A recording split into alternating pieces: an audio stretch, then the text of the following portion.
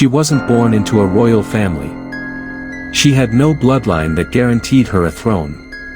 Yet she ruled from behind the golden curtains of power. In the most sacred and secretive halls of the Egyptian court, there was a woman whose influence could be felt across borders and through generations. She didn't hold a scepter, but she commanded pharaohs. Her name was Queen Tiye, the iron-willed matriarch who advised kings, mothered revolution, and dared to speak when others were silent. She shaped one of Egypt's most powerful dynasties, and nearly vanished from history. Until now. Let's unlock the palace doors and enter the shadowed world of a queen who defied every limit placed on her. This is the story of Queen Tiye, the matriarch who whispered to pharaohs.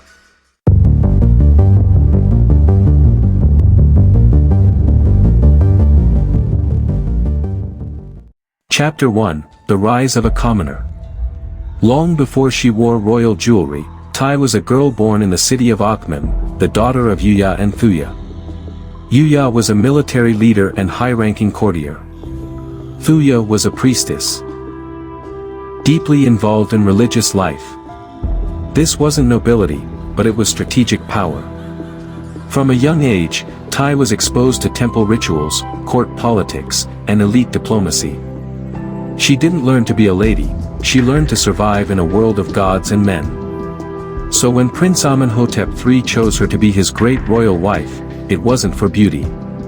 It was for strength, wisdom, and vision. Despite being a commoner, she was officially named and honored alongside the pharaoh, carved into statues, etched into inscriptions, and even depicted in temple reliefs equal in size to her husband.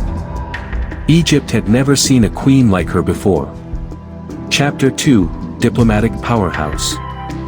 Foreign kings didn't just know Tiye's name, they wrote letters directly to her.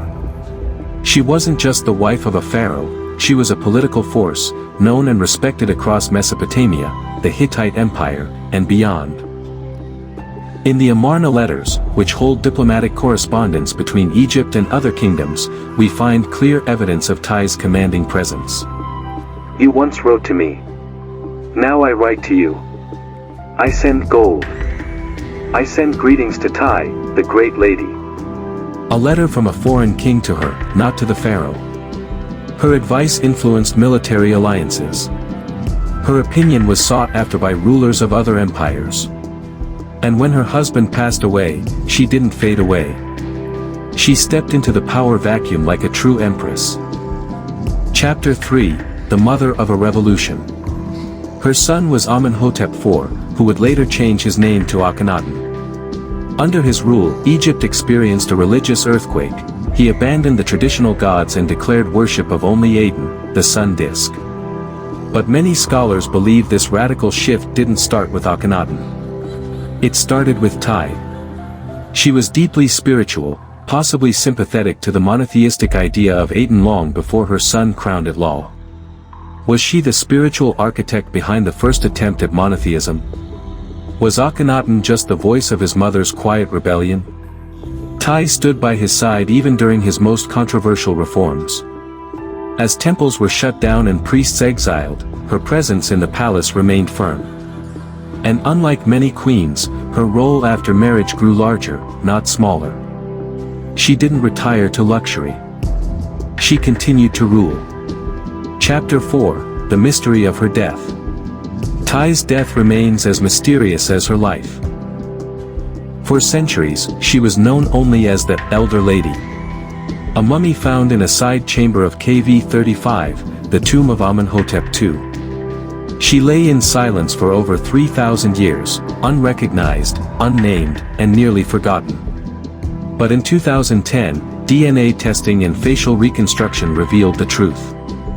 This was Queen Tiye, matriarch of the 18th dynasty, mother of the heretic king, grandmother of Tutankhamun. What's more shocking? Her hair was still intact, vibrant and curled, preserved by oils and sacred rituals. She had returned, in silence, from the dead, whispering again through time. Chapter 5, The Legacy that Echoed Beyond Thrones. Queen Tiye's power was not in ruling armies. It was in shaping minds. She understood that true influence doesn't always come from being seen, it comes from being heard by those who make history. Her fingerprints are all over Egypt's most controversial and dramatic transitions, yet she left no monuments to herself, no great pyramids, no tomb with golden walls. Because her legacy wasn't written in stone. It was written in the choices of pharaohs, the collapse of traditions, and the dawn of religious change. She was the mother of a dynasty, a queen in the shadows, and a flame that burned silently through generations. So now that you know her story, ask yourself, was Queen Tiye the most powerful woman in Egyptian history? Or was she something even more dangerous? Let us know your thoughts in the comments below. If you loved this deep dive, don't miss Hatshepsut, the female pharaoh who defied tradition, and Cleopatra, how she outsmarted Rome. Subscribe to Ancient Egypt Unveiled for more untold stories, dark mysteries, and royal secrets hidden beneath the sands. Until next time. Stay curious, stay bold, and remember, history is never silent, it just whispers like Tiye.